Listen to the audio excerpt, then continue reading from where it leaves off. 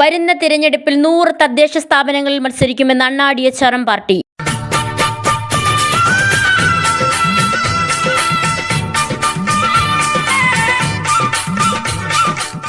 വാർത്തകൾ വിശദമായി.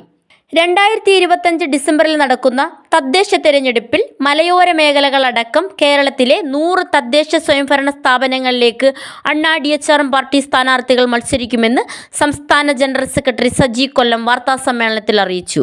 അണ്ണാ DHRM party 100 തദ്ദേശ പഞ്ചായത്തുകളിൽ സ്വയംഭരണ സ്ഥാപനങ്ങളിലേക്ക് മത്സരിക്കാൻ പോവുകയാണ്. ആ മത്സരരംഗം നിൽക്കുന്നത് തിരുവനന്തപുരം, കൊല്ലം, പത്തനംതിട്ട, എറണാകുളം, പാലക്കാട്, കാസർഗോഡ് 6 ജില്ലകളിലായിട്ടാണ് മത്സരങ്ങൾക്ക് വന്നത്.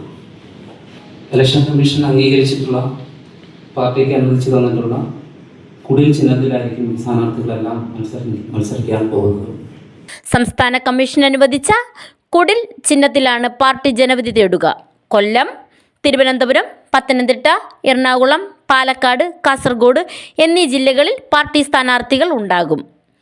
2020 പാർട്ടി രൂപീകൃതമായതിനു ശേഷം 2ാം തവണയാണ് പാർട്ടി തദ്ദേശ തെരഞ്ഞെടുപ്പിൽ മത്സരിക്കുന്നത്. 2020 50 സ്ഥാനാർത്ഥികളാണ് മത്സരരംഗത്തുണ്ടായിരുന്നത്.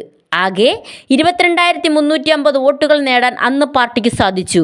തുടർന്ന് അടിസ്ഥാന ജനവിഭാഗങ്ങൾക്കിടയിൽ പ്രവർത്തനം തുടർന്നു വരികയാണ്. അതുകൊണ്ട് തന്നെ അണ്ണാ DHRM പാർട്ടിക്ക് നിലവിൽ ശക്തമായ രാഷ്ട്രീയ അടിത്തറയുണ്ട്.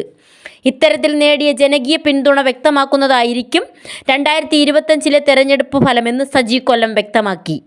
2020 പ്രമുഖ കക്ഷികളുടെ ജയപരാജയങ്ങൾ നിർണ്ണയിക്കാൻ സാധിക്കുന്ന രാഷ്ട്രീയ പാർട്ടിയായിരുന്നുവെങ്കിൽ ഇത്തവണ അധികാര രാഷ്ട്രീയത്തിന്റെ ഭാഗമാകാൻ അണ്ണാ DHRM പാർട്ടിക്ക് സാധിക്കുമെന്നും സജി കൊല്ലം പറഞ്ഞു.